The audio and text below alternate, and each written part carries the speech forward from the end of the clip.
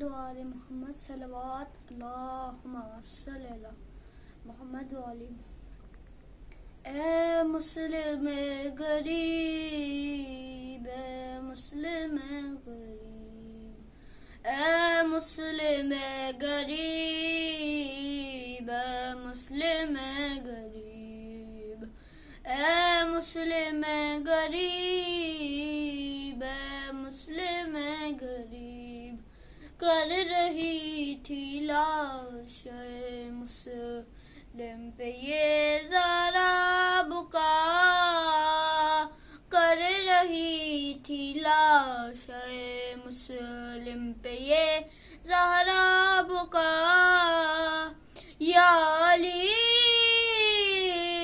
یا علی کوفے میں پھر یہ رونے سیدہ، کر رہی تھی لاش مسلم پہ یہ زہرا بکا، کر رہی تھی لاش مسلم پہ یہ زہرا بکا، آپ پر جب ابن ملجم نے کیا سجدے میں وار، ہاتھ پہلو پر رکھے آئی تھی میں پہلی بار، آج پھر اس حال میں زہرا کو ہے آنا پڑا، کر رہی تھی لاش مسلم پہ یہ زہرا بکا، کر رہی تھی لاش مسلم پہ یہ زہرا بکا، کوفے والوں نے سے مل کر ہے مارا یا علی، لاش مسلم ہے سے پاڑا پاڑا یا علی، جس میں ہے سارا میرے بچے کا زخموں سے بھرا، کر رہی تھی لاش مسلم پہ یہ زہرا بکا، کر رہی تھی لاش مسلم پہ یہ زہرا بکا۔ اعوذ باللہ من الشیطان الرجیم، بسم اللہ الرحمن الرحیم، الحمد للہ رب العالمین، الصلاة والسلام علی اشرف الانبیاء والمرسلین، خاتم النبیین، سیدنا و مولانا ابی القاسم محمد، اللہم صل علی محمد وآل محمد وعجل فرجہ، وعلى آل بيته الطيبين الطاهرين المعصومين المظلومين، أما بعد، فقد قال الله تبارك وتعالى في القرآن الحكيم والفرقان المجيد وقوله الحق وهو أصدق الصادقين، بسم الله الرحمن الرحيم، يا أيها الذين آمنوا أنفقوا مما رزقناكم، اللہم صل علی محمد وآل محمد وعجل فرجہم۔ تمام حمد اور تمام تعریفیں اللہ تعالیٰ کے لیے، جس نے اس پوری خوبصورت کائنات کو انسانوں کے لیے خلق کیا، جو رحمان ہے، رحیم ہے، اور 70 ماؤں سے زیادہ مجھے اور آپ کو پیار کرنے والا ہے۔ وہ ہم سے اتنی محبت کرتا ہے کہ اس نے ہمارے جسم کو، ہماری باڈی کو پرفیکشن کے ساتھ بنایا ہے، باریکی کے ساتھ بنایا ہے، اور اس میں کسی نقص کی جگہ نہیں چھوڑی، ہر ویک پوائنٹ کو اللہ تعالیٰ نے کور کر دیا ہے۔ آپ دیکھیں، اگر ہم اپنی باڈی کی طرف دیکھتے ہیں تو آج ہم اپنے جسم کے ایک ایسے حصے کا اللہ تعالیٰ سے تھینک یو بولیں گے، شکر ادا کریں گے، جس کے بارے میں شاید ہم نے کبھی سوچا ہی نہ ہو۔ اگر آپ اپنی آنکھوں کی طرف دیکھیں تو آپ دیکھیں آپ کی آنکھوں میں اللہ تعالیٰ نے کتنی خوبصورتی سے کتنی ساری چیزوں کو سمیٹا ہوا ہے۔ آپ کی آنکھیں ہیں، اس میں اوپر کی طرف پلکیں الگ ہیں، نیچے کی طرف پلکیں الگ ہیں، پھر وائٹ پورشن ہے، بلیک کلر کا ایک پورشن ہے، اس کے اندر پیوپل کو رکھا ہوا ہے۔ یعنی آپ دیکھیں اس چھوٹی سی آنکھ میں اللہ تعالیٰ نے کتنی ساری پاورفل چیزوں کو سمیٹ دیا ہے. اور آج ہم اللہ تعالیٰ کا شکر ادا کریں گے ان پلکوں کے لیے جو ہماری آنکھوں کے اوپر لگی ہوئی ہیں. آپ نے کبھی سوچا ان پلکوں کا کیا کام ہے؟ ایک تو یہ ہماری آنکھوں کو خوبصورت بناتی ہیں، اس کے علاوہ ان پلکوں کا یہ کام ہے کہ جب انسان کسی تیز روشنی کی جگہ پہ جاتا ہے یا پھر انسان مثلاً سورج کی طرف دیکھتا ہے، تو اگر آپ نوٹ کریں تو آپ جیسے ہی سورج کی طرف دیکھیں گے تو سورج کی روشنی اتنی زیادہ ہوتی ہے کہ فوراً یہ پلکیں خود بخود آپ کی آنکھوں کو بند کر دیتی ہیں. اللہ تعالیٰ نے آٹومیٹک سسٹم رکھا ہوا ہے، جیسے ہی کوئی تیز رفتار سے روشنی یا تیز انٹینسٹی کے ساتھ روشنی آپ کی آنکھوں کی طرف آئے گی تو آپ کی پلکیں خود بخود آپ کی آئیز کو شٹ ڈاؤن کر دیں گی. اور یہ کیوں ضروری ہے؟ یہ اس لیے ضروری ہے کہ اگر بہت تیز انٹینسٹی والی لائٹ، بہت تیز روشنی آپ کی آنکھوں میں چلی جائے ڈائریکٹلی تو آپ اندھے ہو سکتے ہیں، آپ کی آنکھوں کی روشنی جا سکتی ہے، چونکہ یہ آپ کی آنکھوں کے لیے نقصان دہ ہو سکتا ہے. اسی طرح انہی پلکوں کا یہ بھی کام ہے کہ اگر ہوا میں، ایٹماسفیئر میں کوئی ڈسٹ پارٹیکلز ہوں، کوئی مٹی والے پارٹیکلز ہوں، کوئی ایسی چیز ہو جو اگر آپ کی آنکھ میں چلی جائے تو آپ کی آنکھوں کو نقصان پہنچا سکتی ہے. ہوا میں تو کتنے سارے پارٹیکلز ہوتے ہیں. تو یہ جو پلکیں ہیں یہ ہماری آنکھوں کی حفاظت کرتی ہیں کہ اگر کوئی ایسی چیز ہماری آنکھوں کی طرف آ رہی ہو تو یہ پلکیں فوراً ہماری آنکھوں سے ان چیزوں کو ہٹا دیتی ہیں. کسی بھی ڈسٹ پارٹیکل کو، کسی بھی مٹی والے پارٹیکل کو جو ہماری آنکھوں کی طرف آ رہا ہوتا ہے یہ پلکیں ہٹا دیتی ہیں.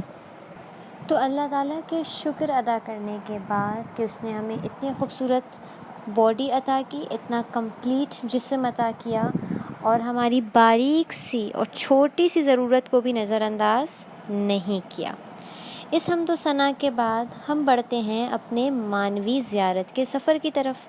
اگر آپ سب کو یاد ہو تو ہم مکے کے سفر پہ بھی گئے تھے اور پھر مدینے کے سفر پر گئے تھے، اور آج ہم اسی طرح اپنی آنکھوں کو بند کریں گے اور شہر نجف کی طرف جائیں گے. شہر نجف عراق میں واقع ہے. کون سے ملک میں؟ عراق میں. اور یہ شہر کیوں مشہور ہے آپ سب کو پتہ ہے. جب ہم نجف کا نام لیتے ہیں تو ہمارے ذہن میں ایک پیارا سا روضہ آ جاتا ہے مولائے کائنات علی ابن ابی طالب علیہ السلام کا. جو لوگ وہاں جا چکے ہیں انہیں پتہ ہوگا کہ مولا کا روضہ اور وہاں پر جانے کی جو فیلنگ ہے وہ اتنی اسپیشل اور اتنی خاص ہے کہ انسان کو لگتا ہے کہ وہ کسی مہربان اور شفیق باپ کی آغوش میں آ گیا ہے. ایک الگ ہی سکون ہے مولا امام علی علیہ السلام کے روضے میں. اور آپ جانتے ہیں یہیں پر شہر نجف کے اندر ہی امام علی علیہ السلام کی جو زری بنی ہوئی ہے وہاں پر امام علی علیہ السلام بھی دفن ہیں، اور کچھ روایات کے مطابق ان کے ساتھ حضرت آدم علیہ السلام جو کہ بالکل پہلے نبی تھے اور حضرت نوح علیہ السلام کی بھی قبر مبارک موجود ہے. ویسے نجف کے شہر میں اور بہت ساری ایسی ہسٹوریکل پلیسز ہیں، ہسٹوریکل جگہیں ہیں جن کا ذکر کیا جا سکتا ہے، لیکن ایک بہت خاص قبرستان ہے. اگر آپ کو یاد ہو ہم نے ایک قبرستان کی بات کی تھی جب ہم مدینے کے معنوی سفر پر گئے تھے، اور ہم نے بتایا تھا کہ اس قبرستان کا نام ہے جنت البقیع. نجف میں بھی ایک قبرستان ہے جس کا نام ہے وادی السلام. آپ میں سے بہت سارے لوگوں نے اس قبرستان کا نام سنا ہوا بھی ہوگا اور بہت ساروں نے انشاءاللہ اسے دیکھا ہوا بھی ہوگا. یہ قبرستان کیوں مشہور ہے؟ کیونکہ یہاں پر بھی بہت اسپیشل لوگوں کی قبریں موجود ہیں. ویسے ایک بہت وسیع اور بہت بڑا قبرستان ہے، اور یہاں پر انبیاء کی، صالحین کی قبریں موجود ہیں. حضرت ہود کی قبر موجود ہے، حضرت صالح کی قبر موجود ہے، اور اسی طرح بہت بزرگ علماء کی قبریں موجود ہیں. جیسے آیت اللہ محمد باقر الصدر کی قبر اسی قبرستان میں موجود ہے. تو ہم دعا کرتے ہیں اللہ تعالیٰ سے اور ہم مولا کائنات سے ریکویسٹ کرتے ہیں کہ اپنے اس شہر نجف کے دروازوں کو اور ان مقدس مقامات کی زیارت کو ہمارے لیے کھول دیں، ہمارے لیے وہاں جانے میں آسانی پیدا کریں، تاکہ ہم بھی شہر نجف میں جا سکیں، مولا علی علیہ السلام کے روضے کو دیکھ سکیں، وادی السلام کی زیارت کر سکیں۔ اسی طرح نجف میں ایک بہت خوبصورت حوضہ علمیہ موجود ہے جہاں پہ بہت سارے علماء اپنی پڑھائی کرتے ہیں، شیعت کو فروغ دیتے ہیں۔ اسی طرح نجف سے قریب ایک شہر ہے جس کا نام ہے شہر کوفہ، اور وہاں پہ دنیا کی بیسٹ مسجدوں میں سے ایک مسجد ہے جس کا نام ہوتا ہے مسجد کوفہ۔ یہ وہی مسجد ہے جہاں مولا کائنات کو ضربت لگی تھی، تو ہم اس کی زیارت بھی کر سکیں۔ اسی دعا کے ساتھ کہ اللہ تعالیٰ ان مقامات کو ہمارے لیے کھول دے، ہم آج کی آیت کی طرف آتے ہیں۔ سرنامہ کلام میں آپ کے سامنے میں نے جس آیت کی تلاوت کی وہ تھی سورہ بقرہ کی آیت، جس میں اللہ تعالیٰ فرماتا ہے کہ ہم نے تمہیں جو رزق دیا ہے اس میں سے تم دوسروں پر بھی خرچ کیا کرو۔ اچھا، یہ سورہ بقرہ کی آیت نمبر 254 ہے اور اس کی شروع کا حصہ ہے۔ کیا فرما رہے ہیں اللہ تعالیٰ کہ ہم نے تمہیں جو رزق دیا ہے اس میں سے تم دوسروں پر بھی خرچ کیا کرو۔ اچھا، رزق کیا ہوتا ہے؟ رزق یعنی عربی میں جو کوئی بھی ایسی نعمت، کوئی بھی ایسی عطائے الہی جو اللہ تعالیٰ کی طرف سے ہمیں نعمتیں ملتی ہیں اس کو کہتے ہیں رزق۔ فار ایگزامپل پیسہ ہو گیا، صحت، اولاد، علم، یہ سب کچھ اللہ تعالیٰ کی طرف سے ہمیں دیا گیا رزق ہے۔ تو اللہ تعالیٰ کہہ رہا ہے کہ ہم نے تمہیں جو بھی رزق دیا ہے اس میں سے تم کیا کرو؟ دوسروں پر بھی خرچ کرو۔ آئی ایم شیور آپ سب کے گھر میں ایک ایسا باکس ہوگا، ایک صدقہ باکس ہوگا، ایک صدقے کا ڈبہ ہوگا جس میں آپ لوگ انشاءاللہ صبح اور شام اپنا صدقے کا کوئن ڈالتے ہوں گے، یا جب راستے میں اگر آپ کو کوئی ضرورت مند دکھتا ہوگا تو اس کی مدد ضرور کرتے ہوں گے۔ جب ہم صدقے کا نام سنتے ہیں تو ہمارے ذہن میں جو پہلا کانسیپٹ آتا ہے، جو پہلی بات ہمارے ذہن میں آتی ہے وہ کیا آتی ہے کہ ہم کسی کو پیسے کے ذریعے ہیلپ کریں۔ جیسے اگر کوئی غریب ہے، کوئی فقیر ہے، کوئی ضرورت مند ہے تو ہم کیا کریں؟ پیسے کے ذریعے اس کی ہیلپ کریں، اور یہ بہت عظیم عبادت ہے، واقعاً اللہ تعالیٰ اس سے بہت خوش ہوتا ہے۔ بلکہ رسول اللہ فرماتے ہیں جو شخص اللہ کی راہ میں 1 درہم دے گا اللہ تعالیٰ اس کے نامہ اعمال میں 700 نیکیاں رقم کر دے گا، یعنی 1 درہم کے بدلے اللہ تعالیٰ 700 نیکیاں لکھ رہا ہے۔ تو اللہ تعالیٰ کو یہ عبادت بہت پسند ہے، اور یہ عبادت یعنی اپنے مال کے ذریعے سے، اپنے پیسے کے ذریعے سے صدقہ کرنا، یہ عبادت صرف وہی لوگ کر سکتے ہیں جن کا دل بڑا ہوتا ہے، جو کنجوس نہیں ہوتے، جو بخیل نہیں ہوتے۔ باقی لوگ کیا سوچتے ہیں؟ وہ یہ سوچتے ہیں کہ بھئی اگر ہم نے اپنے پیسے کسی اور کو دے دیے تو ہمارے پاس تو پیسے ختم ہو جائیں گے، اگر میں نے اپنے مال سے کسی اور کی مدد کر دی تو پھر میرے پاس تو کوئی مال بچے گا ہی نہیں۔ لیکن آپ کو پتہ ہے جب ہم کسی کے ساتھ یہ نیکی کرتے ہیں کہ کسی ضرورت مند کو مال دیتے ہیں، کسی کو پیسے دیتے ہیں اس کی ہیلپ کرنے کے لیے، اور ہم خلوص نیت کے ساتھ یہ کام کرتے ہیں، تو دراصل وہ مال ختم نہیں ہو رہا ہوتا، وہ مال ہمارے پاس سے جا نہیں رہا ہوتا، بلکہ وہ مال ہمارے اکاؤنٹ میں سیو کیا جا رہا ہوتا ہے۔ بھئی کون سا اکاؤنٹ میں سیو ہو رہا ہے؟ اگر میں نے کسی کو پیسے دے دیے وہ تو میرے پاس سے چلے گئے، اس کے پاس چلے گئے، لیکن دراصل ہمیں روایت یہ بتاتی ہے کہ ظاہراً وہ پیسے میرے پاس سے چلے گئے، لیکن اصل میں اللہ تعالیٰ نے ان پیسوں کو میرے لیے سیو کر دیا ہے۔ کہاں پر سیو کر دیا ہے؟ مولا علی فرماتے ہیں کہ صدقہ ایک محفوظ خزانہ ہے، یعنی جو صدقہ میں کر رہی ہوں، جو مال، جو پیسے میں کسی اور کی مدد کرنے کے لیے ان کو دے رہی ہوں، وہ کیا ہے؟ ایک خزانہ ہے، اور یہ خزانہ مجھے کب ملے گا؟ مولا فرماتے ہیں یہ خزانہ تمہیں قیامت کے دن کام آئے گا، یعنی جو چیز میں نے صدقہ کر دی وہ میرے لیے سیو ہو گئی ہے، وہ میرے لیے بچ گئی ہے، اور مجھے اب اس کا ثواب اور اس کا اجر کب کام آئے گا؟ روز قیامت کام آئے گا۔ لیکن دیکھیں ضروری نہیں ہے کہ آپ ہمیشہ پیسے کے ذریعے ہی صدقہ کریں، اسپیشلی اگر آپ بچے ہیں، چھوٹے بچوں کے پاس ہمیشہ پیسے تو نہیں ہوتے دوسرے لوگوں کی ہیلپ کرنے کے لیے، تو ضروری نہیں ہے کہ آپ ہمیشہ پیسوں کے ذریعے ہی صدقہ کر سکتے ہیں۔